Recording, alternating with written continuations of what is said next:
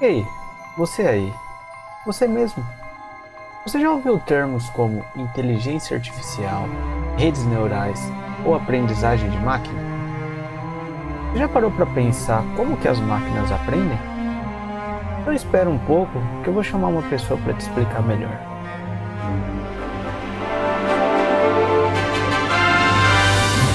Olá, o professor Palhares está ocupado. Eu sou seu assistente e vou explicar melhor o que é este projeto. Nessa série de vídeo, nós mostraremos os fundamentos matemáticos da inteligência artificial. Para isso, vamos resolver uma prova de doutorado da USP, a Universidade de São Paulo, para mostrar como probabilidade, estatística e computação se conectam e são aplicadas nas tecnologias que utilizamos hoje para resolver os principais problemas da nossa vida. Seja muito bem-vindo ao futuro. E aí, pessoal, tudo beleza? Bom, então vamos dando prosseguimento à solução dessa prova, né? Prova mais difícil que eu já fiz na minha vida. E só recapitulando rapidinho, essa é uma prova de doutorado, né? Foi realizada durante a quarentena, 2020, ainda no modelo meio experimental. Então eram duas provas, né? Uma prova dissertativa mais conceitual ligada à parte de probabilidade estatística e uma outra prova mais técnica ligada à parte de aprendizagem de máquina, né? Que é no caso a prova que a gente está resolvendo hoje, né? Importante ressaltar a prova de 60 questões, né? Desculpa, de 8 questões, 60 minutos, a múltipla escolha, 5 alternativas por questão. E hoje a gente vai resolver a questão 2. Lembrando que cada bloco eram 4 blocos de 2 questões, você tinha que resolver rápido para poder passar para frente, não podia ver todas de uma vez, né? Então, essa primeira questão que a gente resolveu no último vídeo é uma questão um pouco relativamente longa, né? Porque são várias definições aí, não dá para fazer copia e cola do Google, porque a janela está bloqueada. Então, gastava um tempo aí refletindo se não tinha nenhuma palavra ali criando uma contradição. Lembrando que a gente precisa achar a resposta errada, então praticamente todas as alternativas estavam corretas, né? Agora a questão 2, né? É uma questão um pouco mais tranquila. Lá. Então, considera aí dois data points, né? x1 e x2. Uma simetria binária aí. Então é um problema de distância binária, né? Ele quer saber qual que é a distância entre esses dois data points, tá? Bom, essa questão aqui ela é bem rápida, bem direta. Para não ficar um vídeo muito curto, eu vou passar alguns conceitos adicionais que são relevantes, né? Quando a gente está falando de um conjunto, né? O que significa? Qual que é o significado da gente achar a distância entre dois conjuntos, né? Então vamos supor aqui, ó, tem um conjunto de pontos aqui, pontos meio gordinhos aqui, meio grandes, né? Só para ficar bem nítido o que eu estou fazendo, né? E vamos dizer que eu quero fazer uma clusterização aqui, então eu quero segmentar esses pontos em conjuntos, né? Bom, vai depender de onde eu coloco a semente aqui de... Por exemplo, se eu colocar uma semente aqui e outra aqui, eu vou criar um conjunto aqui e outro aqui, né? Mais ou menos, né? Sei lá.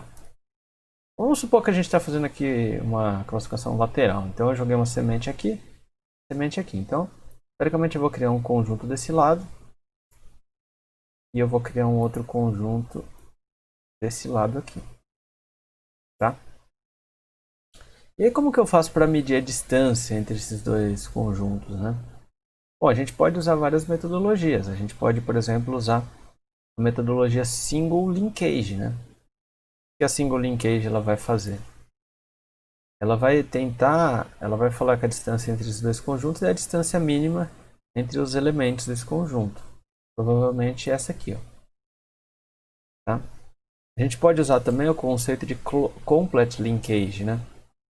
Que vai pegar a distância máxima entre os conjuntos mais distantes, né? Entre os elementos mais distantes. Então, por exemplo, essa aqui, né?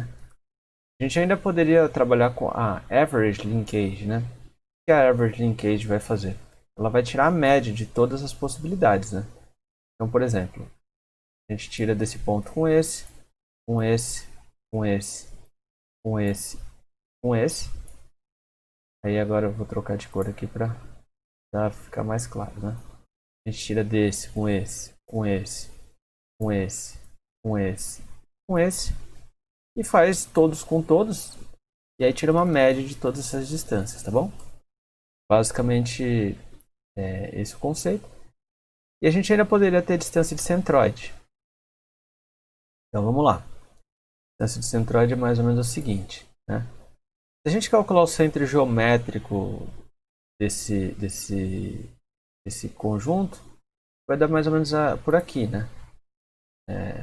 Mais ou menos. E aqui, se a gente tirar o centro geométrico, como tem mais pontos à esquerda, ele vai ficar por aqui, mais ou menos. Esse aqui está um pouco mais baixo, então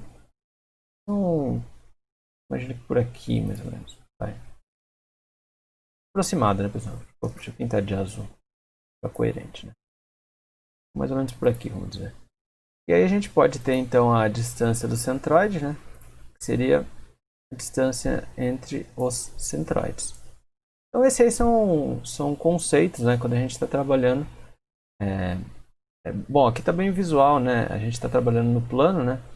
Então, a gente está trabalhando aqui com a distância euclidiana. Mas nem sempre a gente precisa usar a distância euclidiana, né? Eu vou limpar a luz aqui rapidinho. Poderia também estar trabalhando com outras distâncias, né? Então, por exemplo,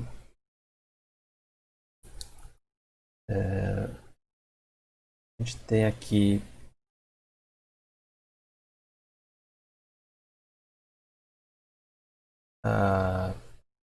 vou aumentar um pouquinho isso. Tem, por exemplo, a distância Manhattan. A distância euclidiana é essa, né? Aquela clássica na qual a gente trabalha com o raiz quadrada da soma dos quadrados, né? A gente pode ter a euclidiana ponderada, a gente pode ter a distância de Manhattan aqui que vai pegar o módulo, né, ao invés da raiz quadrada da soma dos quadrados, né?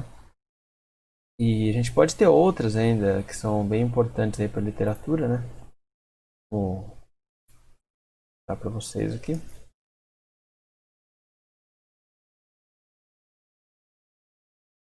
Então, aqui a gente tem a distância euclidiana quadrática, né, que é basicamente o quadrado dessa, soma dos quadrados. E a gente tem a distância Chebyshev aí que pega o máximo da distância de Manhattan, né?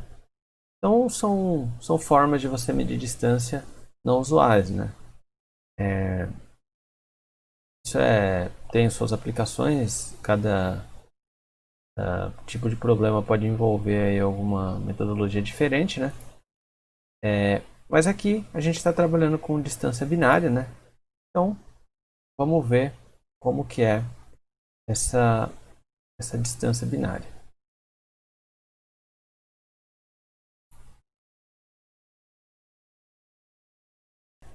Então eu vou dar uma intuição primeiro, né? Perceba que aqui a gente tem 12 medidas, né? 1, 2, 3, 4, 5, 6, 7, 8, 9, 10, 11 e 12, né?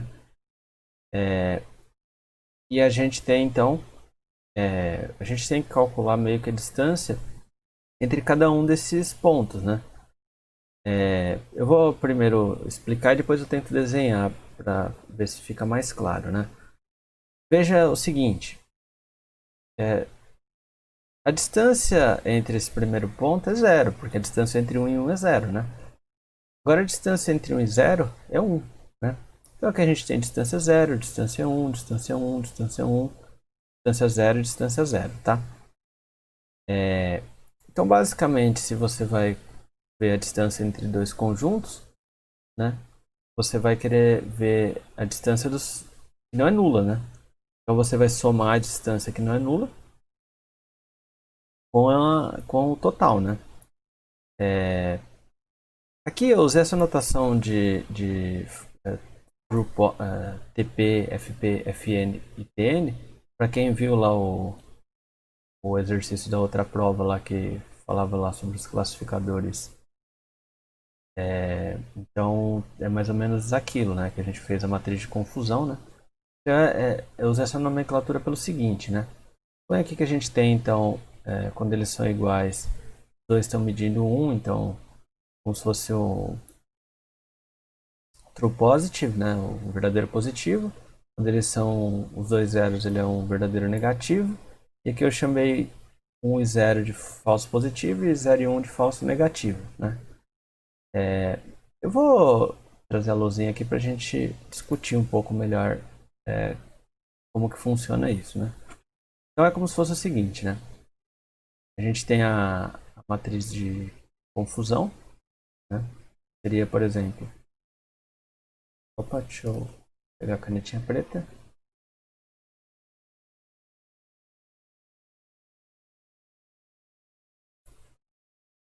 Tem então aqui 1, 0, 1, 0, tá?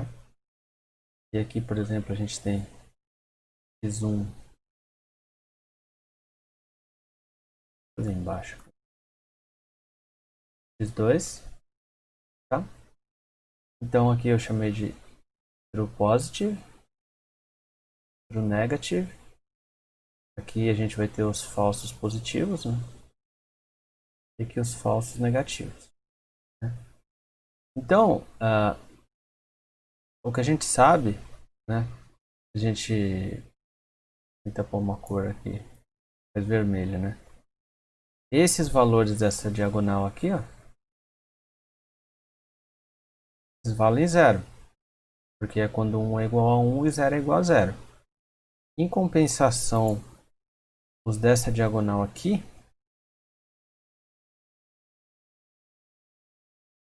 o valor deles é 1, né? Então, basicamente, se a gente seguir a tabelinha ali, seria mais ou menos o seguinte, né? Bom, por exemplo, o primeiro ponto ali é um true positive. Então, a distância, vamos supor que a gente tem aqui que, vamos lá, distância entre x1 e x2.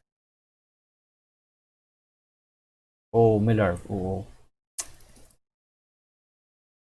a gente tem aqui os pares, né? Os pares x1, x2, vai.